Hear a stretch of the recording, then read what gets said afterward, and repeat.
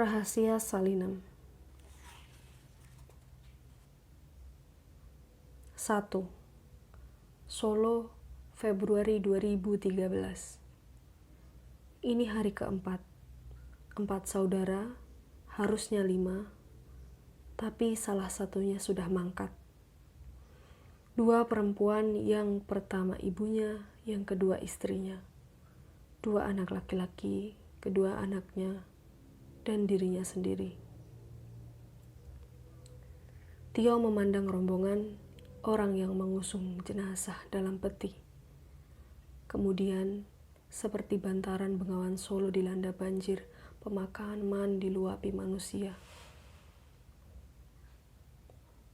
Kemudian, seperti bantaran Bengawan Solo dilanda banjir, pemakaman diluapi manusia.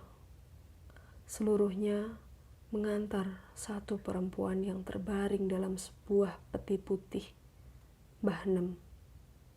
Nama aslinya Salinem.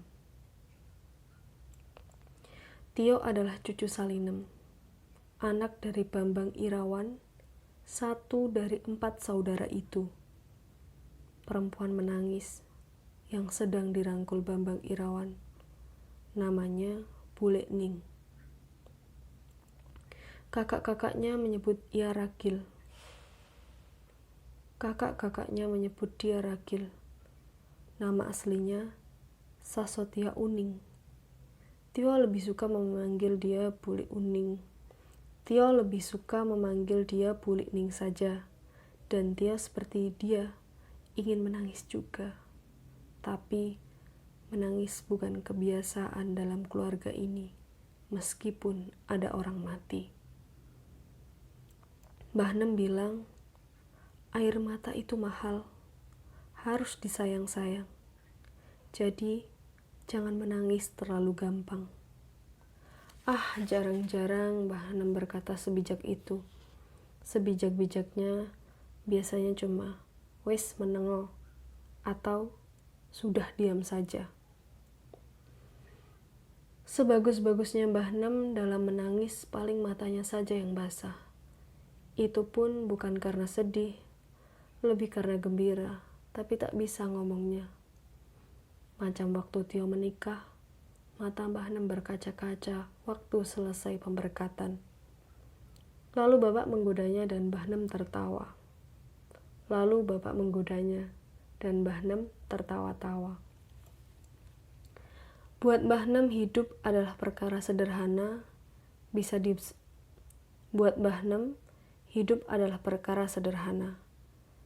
disimpulkan cuma dengan 2 kata, jalani saja.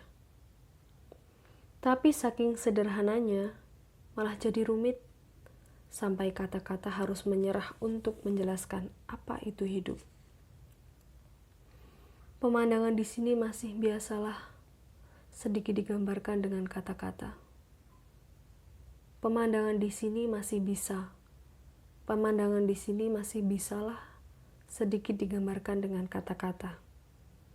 Tio melihat barisan pohon bambu melambai di balik ujung tembok pemakaman. Di balik tembok ada jalan kecil. Di samping jalan kecil ada sawah luas. Di pemakaman lain banyak pohon kamboja, di sini tidak. Langit biru, awan putih, burung terbang. Cuma ada beberapa pohon tinggi-tinggi dan alang-alang mengering. Semuanya kering, kecuali mata orang-orang yang sok jagoan menahan air mata. Toh tetap saja, nangis juga pada akhirnya.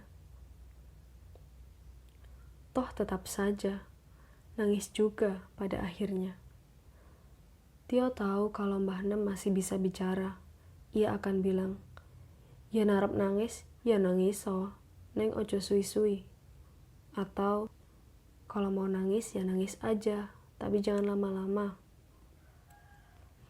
Sosok Mbah Nem juga tak terlalu sulit digambar pakai kata-kata. Cuma jari batik, kebaya kembang-kembang, dan sandal teklek sederhana. Kalau ada acara keluarga atau undangan datang, yang berubah cuma Mbah Nem cuma Mbah Nem bakal paling yang berubah cuma Mbah Nem. Yang berubah cuma Mbah Nem bakal pakai selendang. Selebihnya sama saja. Jangan menilai orang cuma dari pakaiannya, ucap Mbah Nem dari dulu. Jangan menilai orang cuma dari pakaiannya, ucap Mbah Nem dari dulu. Semua hal sederhana itu meringkus tubuhnya yang kurus. Namun, Tio tahu, di balik tubuh kecil itu ada hal besar yang paling tidak. Itulah yang dilihat orang-orang. Makanya sampai ratusan yang datang. Bapak yang paling suka menggoda Mbah Nem, tubuh Mbah Nem yang mungil, enak sekali jadi sasaran keisengannya. Dipopong dengan dua lengan, lalu diguncang-guncang. Kalau sudah dibegitukan, Mbah Nem akan berteriak-teriak, minta diturunkan. Bang, bang. Tapi waktu tubuhnya diletakkan di kursi yang panjang, di raut Mbah Nem yang tampak kesenangan. Jadi, bang, bang. Tapi waktu tubuhnya diletakkan di kursi panjang, raut Mbah Nem tampak kesenangan. Jadi, tidak usah heran kalau akhirnya Bapak membuat keisengan jadi kebiasaan. Mata Tio nanar ketika peti pelan-pelan bergerak turun. Kali ini tubuh Mbah Nem akan diletakkan di sana, dalam lubang bersama peti putih yang akan jadi kereta terakhir yang mengantarkannya ke surga. Bapak yang bilang sebelum berangkat ke pemakaman, Mbah Nem sudah dibawa 2 tiket ke surga. Mbah Nem sudah bawa 2 tiket ke surga. Kenapa 2? Ya pokoknya 2 saja, ucap Bapak sambil tertawa kecil. Tapi percayalah, tawa bukan teknik yang terlalu manjur untuk menutupi kesedihan. Jarik batik, kebaya kembang-kembang, dan sendal teklek sederhana. Kini pakaian kesayangannya akan jadi teman di dalam sana. Pakaian terbaik yang ia punya adalah cerita-cerita yang ia bawa, tersimpan rapi. Bunga-bunga dan tanah merah mulai digugurkan, seperti gerak lambat, pelan, sedikit demi sedikit, seperti layar bludru bersingut, seperti layar bludru beringsut waktu sebuah panggung ditutup. 4 saudara, 2 perempuan, 2 bocah, dan dirinya sendiri. Bisakah ini dihentikan? Percuma. Waktu bukan hewan penurut, begitupun air mata. Tio terlanjur menangis. Di bawah langit kota Solo, tubuh itu sudah terbenam, tapi ceritanya terbit.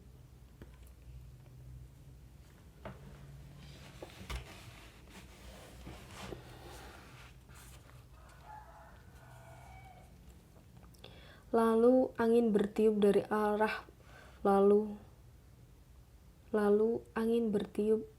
arah persawahan, membawa aroma lumpur kering yang hidup.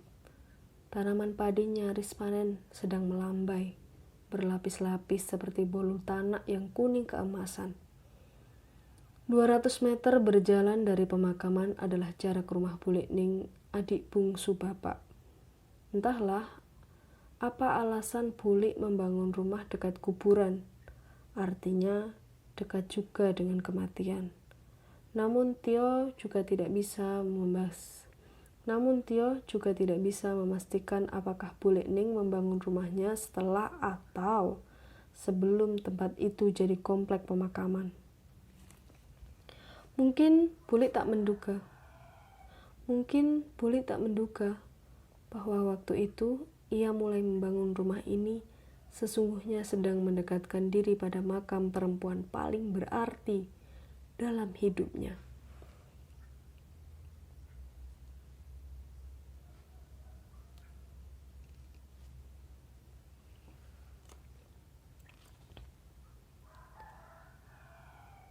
Ada wangi aneh di tempat itu, menjadi santer saat ada orang yang sedang dikuburkan. Sekarang telah bertambah satu lubang lagi. Siapa yang sangka bahwa Mbah Nem akan dikubur di sana juga. Kematian menyatukan keluarga lebih jauh, melebihi Kematian menyatukan keluarga lebih jauh, melebihi kelahiran-kelahiran.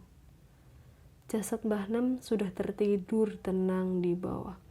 Kematian menyatukan keluarga lebih jauh, Kematian menyatukan keluarga lebih jauh, melebihi kelahiran-kelahiran. Jasad Mbah Nem sudah tertidur tenang di bawah tanah, dan malaikat akan membawanya ke langit. Tio melanjutkan senyum walau lemah, mengikuti langkah-langkah gontai ratusan saudara dan kerabat yang datang dari berbagai jurusan. Dari penjuru Pulau Jawa, Sumatera, atau pulau lain, hadir juga sepupu-sepupu bapak yang datang dari Amerika dan Australia. Ada yang ingat, namun banyak juga yang terlupa. Jarak dan waktu sangat piawai membuat luka. Ada yang ingat, namun banyak juga yang terlupa. Jarak dan waktu sangat piawai membuat lupa. Namun, dalam lintasan yang berbeda, tanah ini menyatukan semua yang terpisah. Berkumpul di rumah Bule Ning yang dikelilingi desa berisi pohon-pohon. Rumah ini terasa sejuk.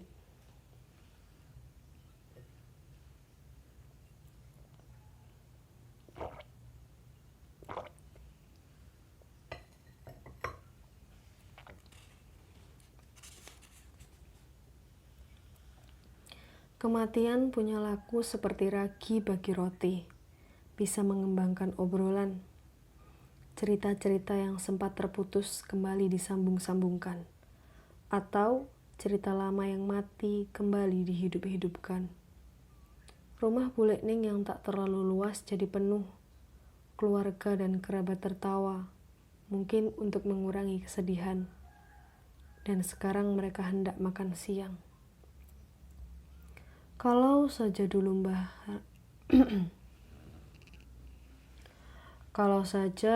Mbak Ratih tidak pindah ke Surabaya, pasti dia paham benar bagaimana cara membuat pecel ini. Bisik Bule Ning sambil menyendok. Segala wijen sudah aku masukkan, tapi selalu saja keliru. Harusnya bukan gini rasanya.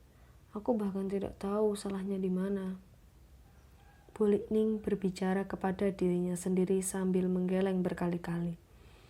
Dan semuanya terdiam, mengetahui bahwa tidak ada faedah menjawab ucapannya. Bude Ratih sudah meninggal 25 tahun yang lalu. Bude Ratih sudah meninggal 25 tahun lalu. Jauh sebelum Mbah Nem. Kematian juga terampil mengingatkan manusia pada kematian yang lain. Lalu, semua mata memandang ketika tiba-tiba terdengar suara bule terisak. Lalu, semua mata memandang ketika tiba-tiba terdengar suara bulik terisak. Bapak menggeletakkan sendok, lalu bangkit melangkah dan berdiri. Di sampingnya, Ragil, sudah, Mbah Nem tidak mau melihat kamu terlalu bersedih, ucapnya sambil merangkul bahunya. Harusnya ucapan bapak bisa menghentikan isakannya, tapi sejurus kemudian Bule Ning malah memeluk bapak erat-erat. Dan Tio berpikir, pecel bisa membuat orang menangis keras itu. Tio terus mengunyah pecel sambil memandang Dewi istrinya sedang mencoba menahan Ezra berlari. Dewi istrinya sedang mencoba menahan Ezra berlari. Anak itu kelewat gembira bisa bertemu sepupu-sepupunya lagi. 5 hari lalu, Tio masih di Jakarta. Keluarga belum menyangka bahwa Mbah Nem akan mangkat. Mereka pikir kejadian ini bakal seperti sebelum-sebelumnya saja. Bu Lekning mengabari lewat telepon pada bapak dan saudara lainnya bahwa Mbah Nem ingin anak-anaknya datang. Kemudian bapak menelpon Tio dari Surabaya. "Yo, kamu di mana?" "Sedang di mobil, Pak. Ada apa?" "Begini. Sudah beberapa kali Mbah Nem mengumpulkan anak-anaknya di rumah Bu Lekning. Mbah Nem memang tinggal bersamanya. Dalam beberapa kesempatan itu, semuanya selalu berakhir baik-baik saja.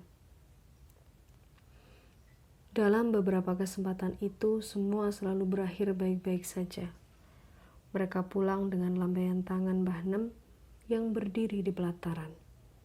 Kerap sebelum benar-benar keluar dari